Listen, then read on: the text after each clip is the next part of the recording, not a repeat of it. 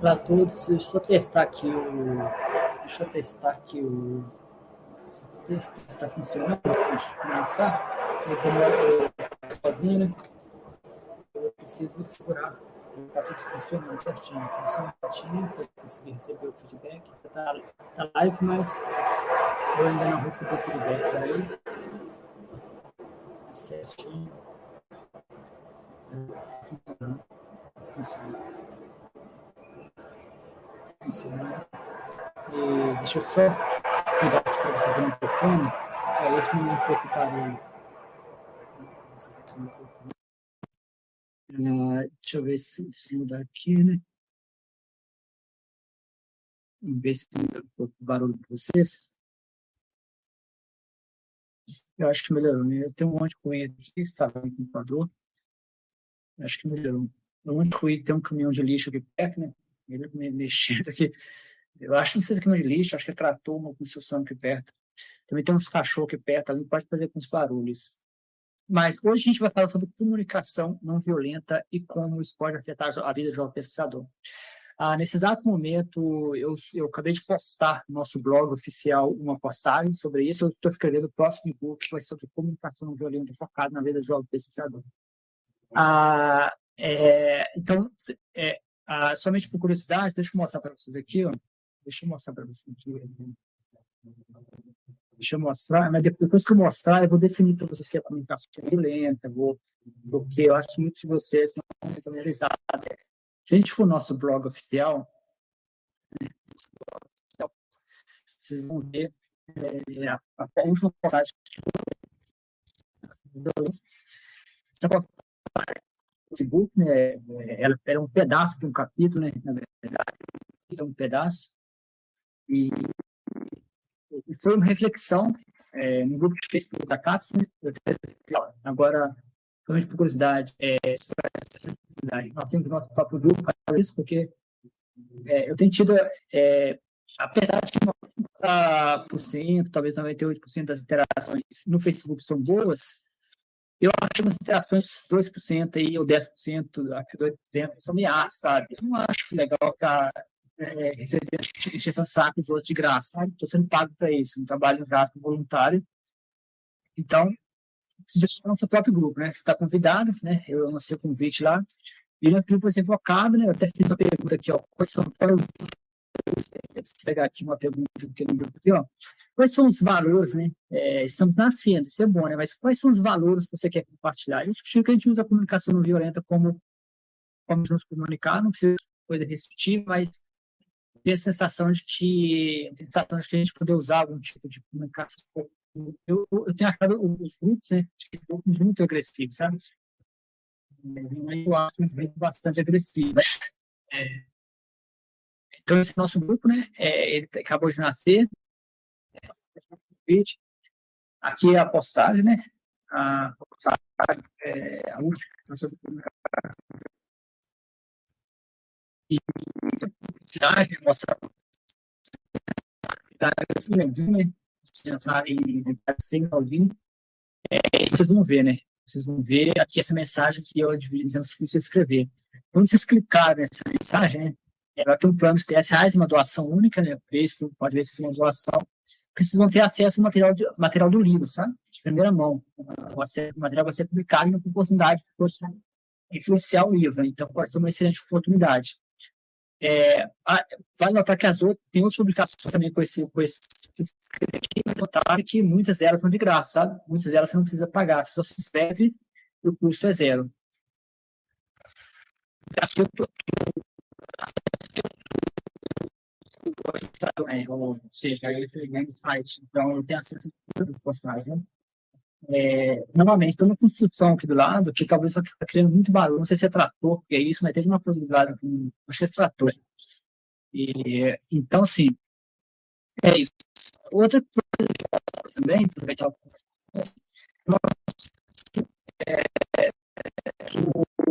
APN oficial, né? Eu me esforcei aqui para terminar logo, consegui publicar a primeira versão, né? Primeira versão do APN. E o link vai ficar na descrição do vídeo. E esse app, na verdade, ele veio de um exercício que eu fiz no meu postdoc, né? sobre autoconhecimento, né? É de você ter autoconhecimento do que você está sentindo, né? Dos sentimentos que você sente.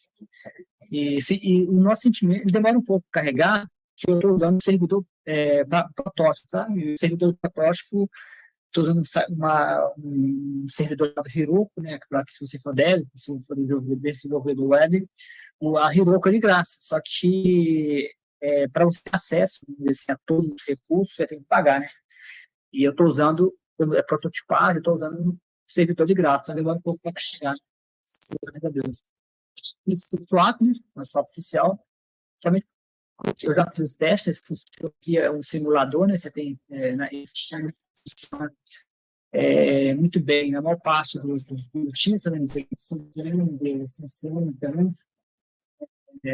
São os aplicativos mais comuns. Se você girar aqui, tá vendo? Isso aqui são um simulador de dispositivo pequeno. Então, eu já desenhei ele para ser responsivo, né? Já desenhei ele para ser responsivo, por quê?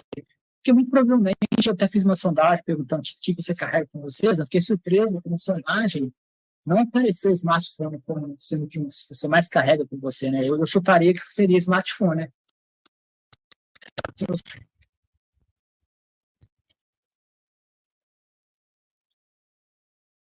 Então, sim, ele já foi criado para isso mesmo, para que você possa acessar de forma fácil qualquer lugar. Aqui eu já fiz o login, como eu fiz o login, ele salva você, tá vendo? Salva na memória local. Você pode te ajudar, né? Você não precisa ficar entrando, mas você pode colocar o nome que você quiser, por exemplo, ó, Henrique.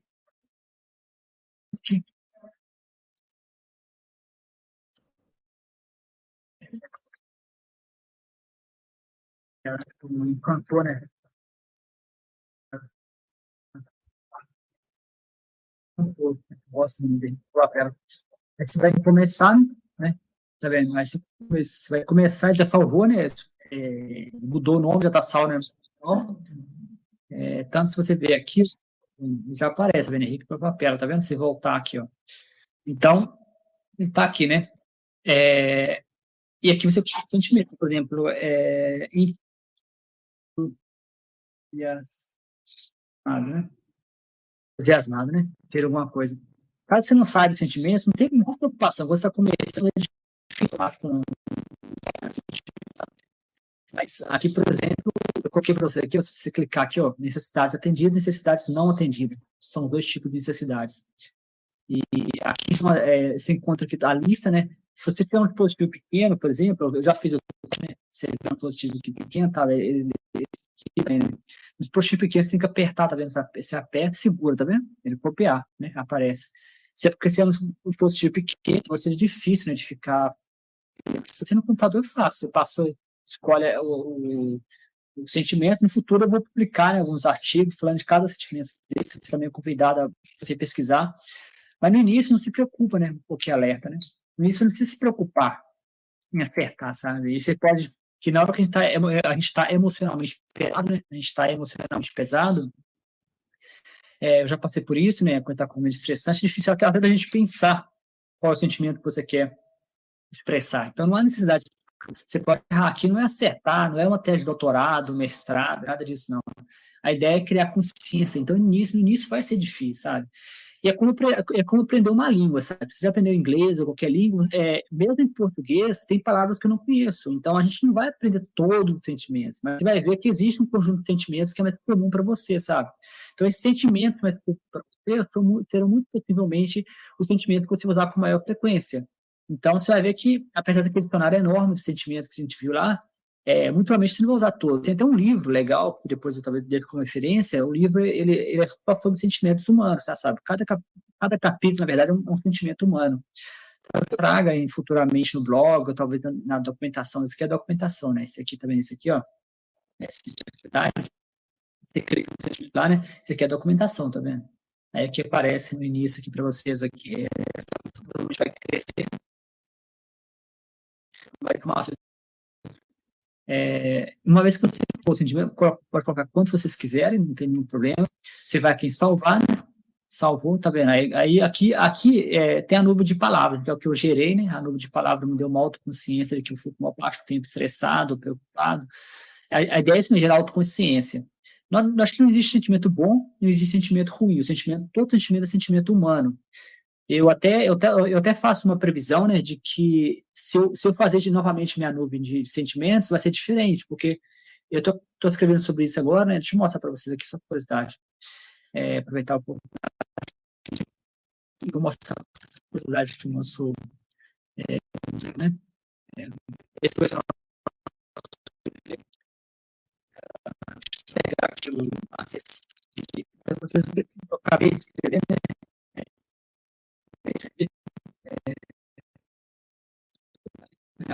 Porque vendo aqui, ó. Essa seria o capítulo. E essa nuvem de palavras que eu gerei no meu pós-doc, eu acredito que no centro você vai ter as necessidades humanas, são todos iguais, todo ser humano parte das mesmas necessidades, né? Todo ser humano tem as mesmas necessidades. As bordas seriam as estratégias, por exemplo, a forma como você reage ao mundo é somente uma estratégia, não é fixo. Uma das maiores consciências que a comunicação violenta cria nas pessoas, criou em mim, acho que cria nas pessoas que praticam, é lembrar que tudo que você faz é estratégia, entendeu? Não é, lá na postagem de blog, eu dou um exemplo de uma interação com uma pessoa no Facebook, né? E eu tentei explicar para ela que o que ela queria, ela queria que eu fosse talvez bloqueado ou excluído do grupo de Facebook da CAPES, porque eu estava postando com uma frequência maior. Mas como eu tentei explicar para ela, exclusão é somente uma estratégia. A outra estratégia seria você marcar na abinha que você não quer ver mais aquelas postagens. Tem uma abinha lá no Facebook, você marca. Quando você marca a abinha, você não vê mais aquele tipo de postagem. Uma forma de você não ficar. Ou seja, as duas necessidades serão atendidas. A minha de compartilhar meu trabalho no grupo do Facebook e a da pessoa de não ver as minhas postagens. Não tem necessidade de excluir ou de eliminar, entendeu? Essa ideia. Então, sim, essa seria a nuvem, né, de sentimento que eu gerei na época. Eu coloquei no meio porque eu acho que as estratégias são funções de sentimento. Quando você sente alguma coisa, você cria uma estratégia. Você sente, por exemplo, se você está com raiva, né? Geralmente tem uma estratégia pré-definidas, apesar de não serem fixas, né? A comunicação violenta tem que te dar uma consciência sobre isso. Nos centros tem um sentimento, que são todas as necessidades, que são todas iguais, né? E, assim, todo ser humano compartilha as mesmas necessidades, segundo Mark Rosenberg. Eu tenho a tendência a acreditar que eu não sei a ordem exata do que qual é, né? Mas geralmente tem um estímulo, alguém te faz um estímulo, alguém faz uma postagem no Facebook, o seu supervisor te dá um feedback, o seu supervisor fala alguma coisa, fala por experiência própria, né? Que não é um estímulo. Nós temos a tendência, né? Deixa eu só pegar aqui, deixa eu pegar para a gente aqui uma coisa aqui. O macho comenta isso, mas isso não é específico do macho, isso é estoicismo, né? Os estoicos já falavam isso, né? Nós temos a tendência a achar que o estímulo gera a estratégia, né? Ou seja, se alguém te irrita, você responde de volta. A gente esquece, né? Nós temos a tendência a esquecer isso aqui no meio, né? Isso é um dos pilares da comunicação não violenta, é como entender esse processo do meio, né? Que isso aqui basicamente que o macho está fazendo é estoicismo, né? A diferença talvez que eu acho que o macho pegou essa parte do estoicismo, essa caixinha aqui, ó, essa caixinha aqui é estoicismo, né? Essa caixinha interna aqui, ó. Isso aqui é estoicismo, basicamente, se você pega. Acho que o macho fez foi pegar essa caixinha interna e segmentar mais, segmentou ela basicamente em duas componentes principais, que são sentimentos e necessidades. A ordem, eu não sei se a necessidade gera sentimento, se o sentimento gera necessidade. Existem discussões na literatura da psicologia que as pessoas não sabem até hoje exatamente se o sentimento gera pensamento ou se o pensamento gera sentimento. Da mesma forma, eu acho que não existe um senso comum se o sentimento gera necessidade ou se a necessidade gera sentimento. Então, mas isso não importa, né? Se gera é muito rápido. O ponto é você lembrar que sentimentos geralmente são setinhas, né? São termômetros, né? São apontadores para as suas necessidades, né? E as suas necessidades não atendidas podem gerar sentimentos. Como exemplo, a raiva na comunicação não violenta, a raiva que é tão comum em várias, basicamente todas as pessoas, a raiva é vista como um termômetro, né? Se você está com raiva, quer dizer que tem alguma necessidade que não está sendo atendida. Então, em vez de você pular direto para a estratégia, né, que aí pode ser o seguinte, você tem um estímulo, né? Você tem um estímulo, você tem um sentimento, e a pessoa pula direto para a estratégia, entendeu? Seria, por exemplo, se alguém te bateu, você bate de volta, né? Seria o bate de volta, né? Cara com cara, dente com dente. Então, ou seja, talvez o mais importante essa parte que é a necessidade, que é o que a gente não está acostumado. A nossa sociedade, ela meio que não permite que a gente mostre necessidade, né? Vários workshops do macho, tem um workshop do macho que a mulher começa a chorar, né? Uma moça, uma participante, e o macho foi conversando com ela, você vê que ela tinha tanta necessidade de não poder ser expressas, né? E as mulheres sofrem muito isso, os homens sofrem muito isso, né? Dependendo do ambiente que você está. Se você tiver ambiente de autoridade, ambiente de, por exemplo, é, apesar de que eu sei que os bolsistas são muito atacados e vulneráveis, mas os bolsistas, às vezes, eles esquecem que os professores também, eles são pessoas sob pressão, são seres humanos. Então, a coisa mais comum que você vê, eu recentemente estava atendendo uma aluna, assim, de forma meio voluntária, de mestrado, você vê que ela colocava o professor como inimigo, né, como uma pessoa horrível. Eu já estive nessa posição, já fiz isso também, mas o que eu aprendi é que a forma mais eficiente de você resolver esses conflitos é sair desse domínio de inimigo, entendeu? Porque o professor é uma pessoa como você tem que lembrar que muitos professores são mal pagos, você tem família, ele tem ambições, você tem vontades, mas é difícil. Então, não estou falando porque eu sou superior, eu estou falando porque é algo que eu venho refletindo sobre, e é algo difícil. Porque a nossa sociedade, ela, a nossa sociedade, ela nos treinou, né? Ela nos ensinou a ser pessoas que julgam, né? Nós estamos sempre na nossa cabeça dizendo quem está certo e está errado. No caso dessa moça essa moça de mestrado que entrou em contato comigo, você via que na conversa ela muito estressada, muito cansada devido à relação com o supervisor, ela vai trocar de supervisor, ela faz mestrado. No caso específico dela, você via que ou ela colocava ela como inimiga, né, como errada, ou ela colocava o professor como inimigo. Era um dos dois, ou era um ou era outro. Muito porque para ela, a comunicação não violenta, para sair, né, do universo do certo e errado. Deixa eu só conferir aqui, pessoal, de vez em quando eu tenho que conferir aqui, né, porque fazer. Então, sim, no caso específico dela, o que eu tentei explicar é que na comunicação não violenta, a gente tem que sair do universo certo e errado.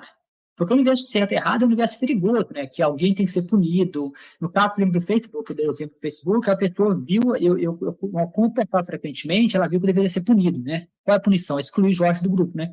Isso é o sistema clássico de punição, entendeu? Onde que alguém decide, ou administradores, ou alguém vai lá e... Mas se você parar para pensar, eu dei para uma opção que era simplesmente marcar a caixinha de que eu não quero mais ver essas postagens. Né? Pronto. Isso ia resolver o problema. Não tinha intenção de criar conflito. Conflito é bom, mas o ruim é quando o conflito vira confronto. Né? No caso, ele partiu do confronto, que era a eliminação, aparentemente, tentativa de me eliminar do grupo. Né? Ou seja, isso já seria confronto. Confronto é quando você quer eliminar o inimigo. Conflito é quando você quer crescer com o inimigo. Então, a comunicação não violenta, ela não foge do conflito, ela foge do confronto, né? Porque o conflito ele é saudável. Então, sim, basicamente é isso. Deixa eu. Agora eu queria falar um pouco sobre.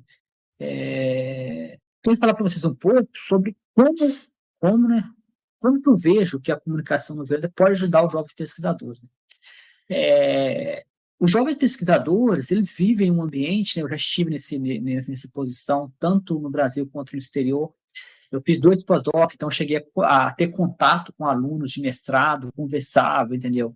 E eu observo que é um ambiente mesmo hierárquico, né? Um ambiente totalmente hierárquico. E a comunicação violenta, ela é contra a hierarquia cega, né? A hierarquia no qual as pessoas esquecem, né? Aquela hierarquia de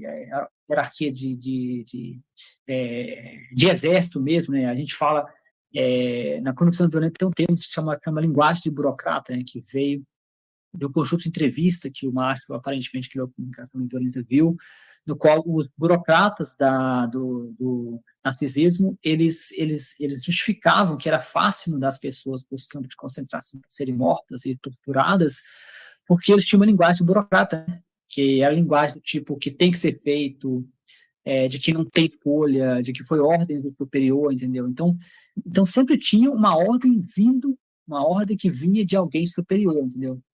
Então, essa ordem, quando vinha de alguém superior, basicamente uma ordem que não podia ser questionada. Então, esse não questionamento de ordens, ou de ordens, ou de política, de opiniões, ou de é conhecido como linguagem de burocrata, né? O título do nosso livro é Como se livrar da linguagem de burocrata, que é um título provocativo. Eu adoro o título provocativo, porque recentemente estava conversando com uma pessoa, né? E a pessoa fez aparentemente uma pós-graduação em burocracia. E ela falou: mas burocracia é algo bom, sei lá.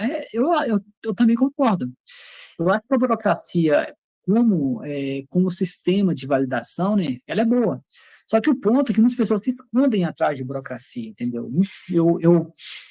Antes mesmo de eu conhecer a comunicação violenta, eu já percebi que as pessoas elas se criam alienação quando elas dizem coisas do tipo, eu não posso, não dá, ou muitas vezes a pessoa pode.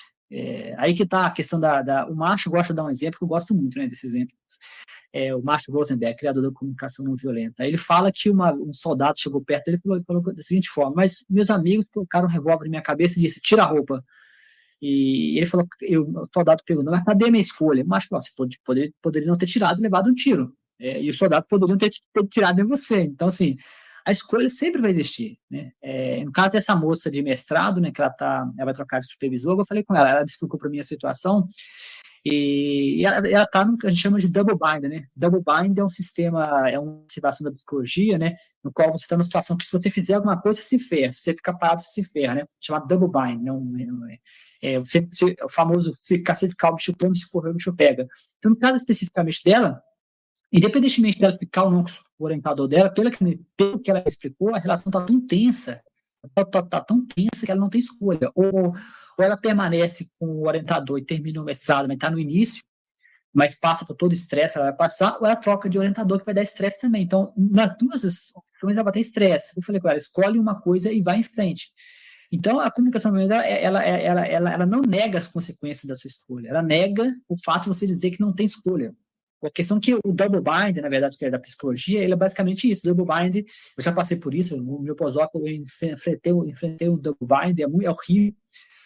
Você não consegue pensar mais, você não vê as soluções, você não vê opções, o seu cérebro trava, porque algo que você queria tanto, no caso, ela explicou para mim que ela quer fazer ser pesquisadora desde o ensino médio, né? E tipo, eu falei com ela que deveria estar motivada, né? Isso para mim é motivação suficiente. Uma pessoa que já sonhava em ser pesquisadora desde o mestrado, para mim isso é motivação mais do que o suficiente. O problema que ela está enfrentando com o orientador dela é algo normal. Eu comentei com ela, nosso sistema acadêmico, infelizmente, aqui eu não quero criar vilão, não quero criar monstro, não quero dizer quem é ruim, quem é culpado, quem é bom e quem é ruim, mas o nosso sistema acadêmico, ele é desfavorável para o jovem pesquisador. O jovempesquisador.com, que é o projeto dessas lives que estou fazendo, dos cursos, das postagens de blog, nasceu disso, nasceu da minha observação de primeira mão, ou de observando outros estudantes, que o sistema, infelizmente, está nem aí. Entendeu? O sistema não está nem para o jovem pesquisador. Sabe? A bolsa é vista como uma espécie de favor, né, que está te dando. Inclusive, já vi nos grupos de bolsistas a pessoa repetindo a argumentação de que não se pode reclamar, não sei o quê, de que é assim mesmo. Esse tipo de argumentação é exatamente o tipo de argumentação que a comunicação não violenta tenta eliminar. A comunicação não violenta tenta eliminar qualquer tipo de argumentação que cria a alienação, né? Que tem que ser assim, não temos escolha, é assim que funciona. Então, qualquer tipo qualquer tipo de argumentação que elimina, né, a escolha do ser humano é considerada comunicação violenta. A comunicação não violenta, o nome comunicação não violenta, ela é meio perigoso, mas foi criada de propósito. A comunicação não violenta foi criada em movimentos racistas em Detroit, nos Estados Unidos, onde o macho morava, e não violento veio de forma provocativa, né? E hoje em dia, quando você usa a comunicação não violenta, as pessoas já logo se defendem. Mas eu não sou violento. Mas a não violência aqui tem mais a ver com o modo de viver, não com uma espécie de oposto de violência física, o que é conhecido como violência passiva e violência ativa. Então tem essa diferença que é bom manter em mente. Então, assim, então, mantendo esses dois pontos da comunicação, que é a comunicação não violenta, ela tem bastante a ver, a comunicação não violenta também é um estilo de vida, né? As pessoas pensam que a comunicação não violenta é somente comunicação. Não, é uma forma de viver, é uma forma de diálogo interno, é uma forma de ver o mundo. Então, a comunicação é somente uma etapa. comunicação não violenta ela é mais do que comunicação, é uma forma de viver, ela é uma forma de ver o mundo, é uma forma de você enxergar as pessoas, ela tem várias formas de se aplicar, né? Eu até acho que pessoas diferentes, né, vão aplicar, pessoas diferentes terão habilidades diferentes na aplicação. Eu não acho que todas as pessoas vão se comunicar, vão ter o contato igual da comunicação não violenta. Então, sim, eu acredito, por exemplo, tem caso vocês já fizeram um teste do Myers-Briggs, né? Myers-Briggs é um teste, né? Myers-Briggs é um teste. Nesse teste, você pode ser visto como introvertido, né? Ou extrovertido. A pessoa introvertida, como exemplo, ela não gosta de receber feedback o tempo inteiro. Ao passo que a pessoa extrovertida, ela gosta de receber feedback o tempo inteiro. Então, eu acho que pessoas diferentes vão preferir lá diferente da comunicação não violenta. Alguns podem preferir a comunicação não violenta como ferramenta de diálogo interno, outros podem preferir como diálogo externo. Não importa a diferença, né? Se você decide usar a comunicação não violenta mais como uma espécie de melhorar o diálogo interno ou como uma ferramenta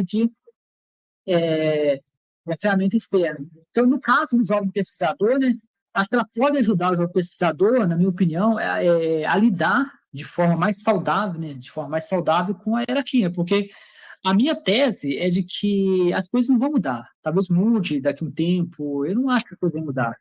Então, ou seja, o diálogo interno é importante, que vai evitar de ser manipulável, porque eu acho que muitas manipulações que acontecem dentro das academias com os jovens pesquisadores, os jovens pesquisadores são os próprios a permitir essa manipulação. Uma vez eu vi um livro sobre manipulação, que ninguém manipula ninguém, as pessoas se permitem ser manipuladas, sabe? Aquela ilusão de que as pessoas manipulam uma a outra, mas a tese do livro é que ninguém manipula ninguém, nós nos permitimos ser manipulados. Por exemplo, quando você concorda com algumas... Eu já vi várias argumentações no Facebook por bolsistas, sabe? Bolsistas dando argumentação que estão contra eles, sabe? Contra os próprios interesses deles.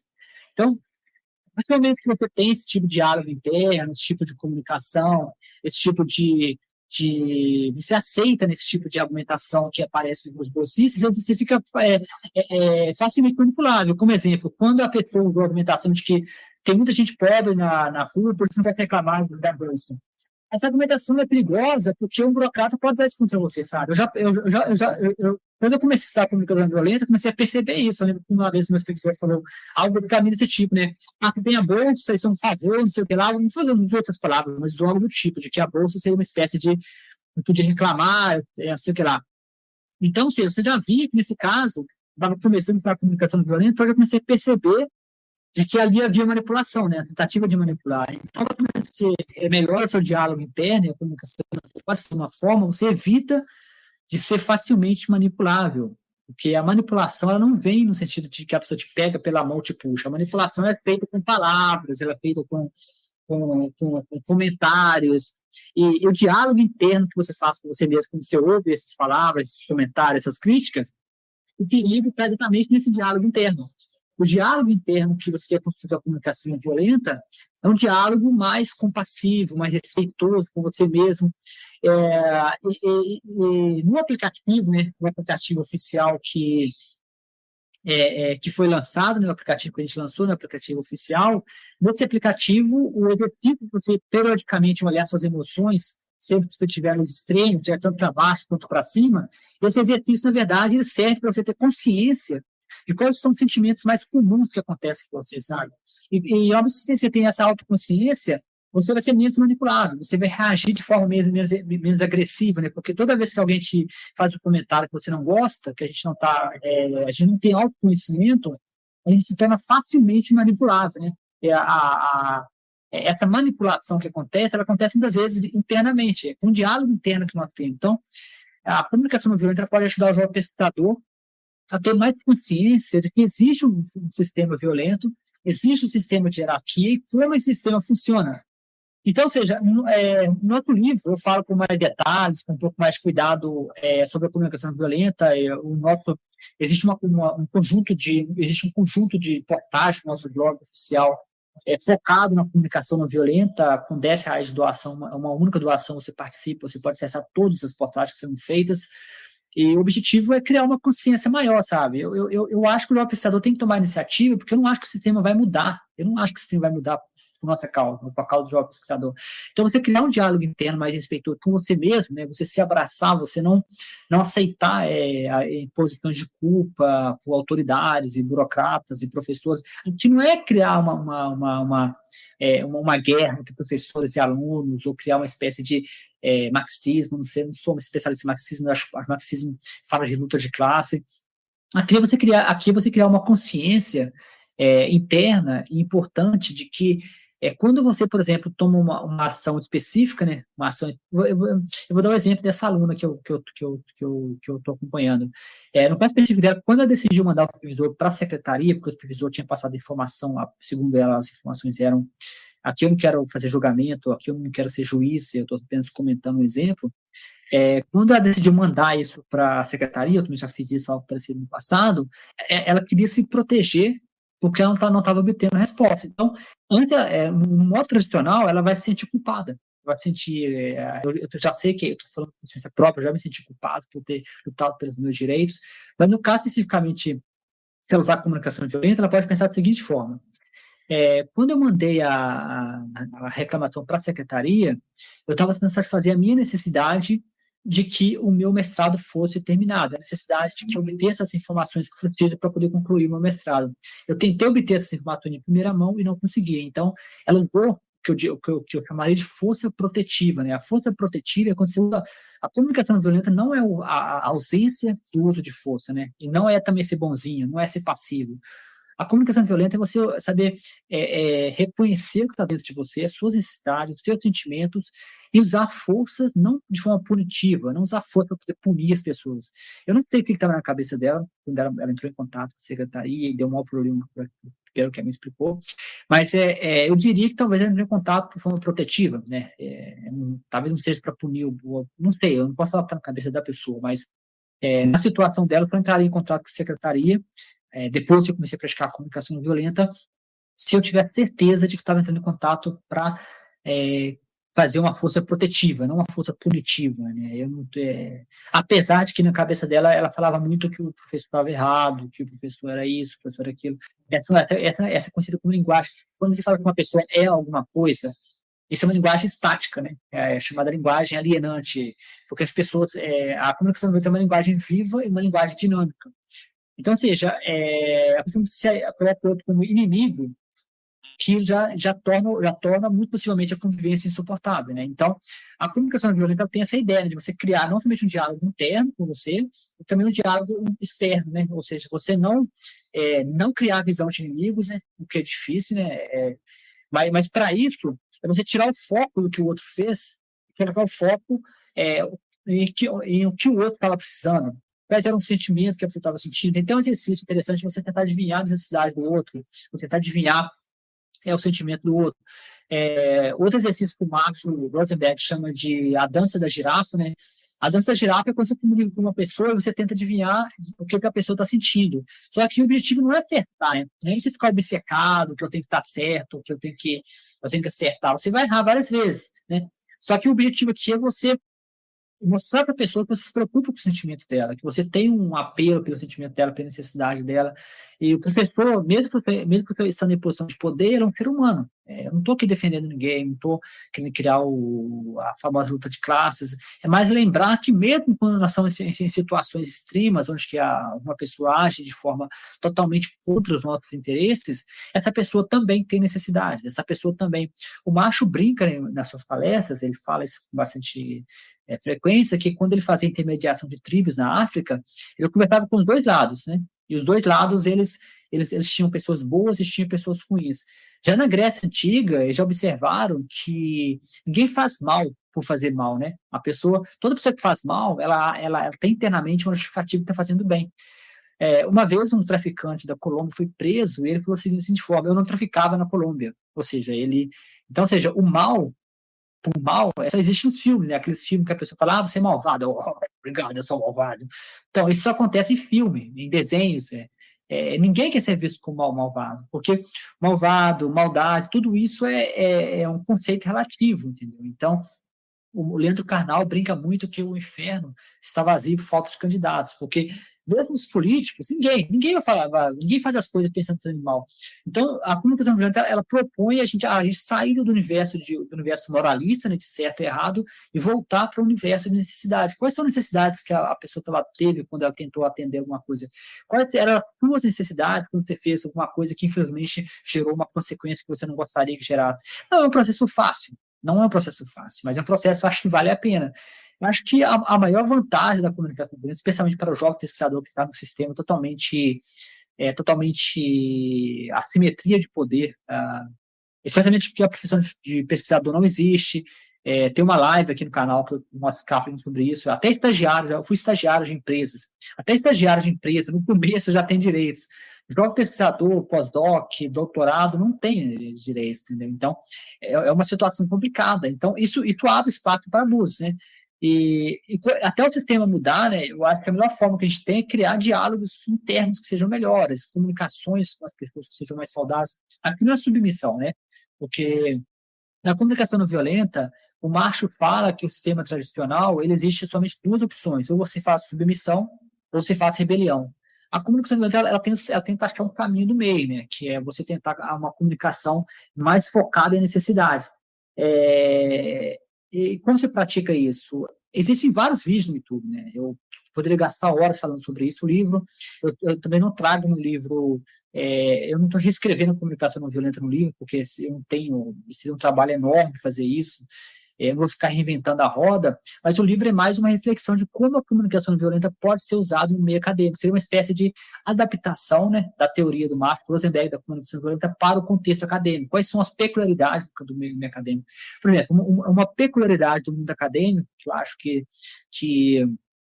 que não existem em outras áreas, talvez em maior ou menor grau, é a competitividade. O mundo acadêmico é um lugar competitivo, né? Nós somos avaliados pela CAPES, nós somos avaliados pela Quali, nós somos avaliados pelo coeficiente de impacto, nós somos avaliados o tempo inteiro sendo avaliado. Então, a avaliação é exatamente uma linguagem alienante, porque você decide o que a pessoa é, o que a pessoa não é, baseado em coeficiente, que é uma linguagem estática. Certo ou errado, não vem o caso, vem o caso que existe, né? O que a gente pode fazer, na verdade, é criar formas de comunicações que sejam um pouco mais saudável para todos, né? O que não é fácil, é um desafio grande. Então, pessoal, é isso, eu queria apresentar para vocês um pouco sobre a comunicação não violenta, algumas reflexões sobre como isso pode ser aplicado ao meio acadêmico. Atualmente estou escrevendo um e-book sobre o assunto, estou fazendo postagens periódicas no site, né, postagens periódicas postagens periódicas no nosso blog. Essas postagens, elas exigem uma doação de R$10, é uma doação única. Se você tiver dificuldades, pode me falar, ou se você quiser, sei lá, se você for meu aluno, eu estou liberando de grátis para meus alunos. Então, sim, é uma forma de agradecer por ser meu aluno. E é isso, pessoal. A comunicação não violenta, eu acho que vale a pena, né? Eu acho que o jovem pesquisador está numa situação que não é muito favorável. Durante o meu pós-doc, eu vi que até mesmo as agências, né, de pós-graduação, eu lembro que eu tive dificuldades no meu pós-doc, tentei entrar em contato com algumas agências de pós-graduando, sei lá, para conseguir ajuda. Muitas estavam desatualizadas, parece que, não sei, houve um desmonte dessas instituições estudantis que ajudam, né? Eu lembro que eu entrava em contato, ninguém respondia, o site estava desatualizado, o Instagram ninguém respondia, e eu me senti sozinho, me senti totalmente isolado, né? Porque a universidade não tem um ambiente para ajudar o jovem pesquisador. A ouvidoria não funciona, na minha opinião. A ouvidoria também é uma coisa mais genérica, uma coisa, achei mais para quem eu usei, mas não funcionou. Essa aluna, ela comentou que entrou em contato com a coordenação, no nome tem resposta, eu passei por algo parecido. Então, o sistema, ele não é favorável para o jovem pesquisador. Só que se a gente quiser manter nossa carreira acadêmica, eu acho que a gente deve lutar por ela, a gente precisa achar formas alternativas. Talvez eu acho que comunicação não violenta, ou qualquer comunicação que você quiser, eu acho qualquer arte de inteligência emocional, ou qualquer forma que você encontrar de melhorar a sua saúde emocional, melhorar a sua comunicação, melhorar o seu diálogo interno, seja comunicação não violenta, seja qualquer teoria que você achar interessante, é sempre importante a gente ter, porque o mundo ele é isso, né, infelizmente. Seria bom se não fosse, mas infelizmente é. Então, eu sugiro a comunicação não violenta. O nosso próximo grupo vai ser sobre comunicação não violenta, exatamente para poder chamar a atenção disso, sobre esse tópico para o jovem pesquisador.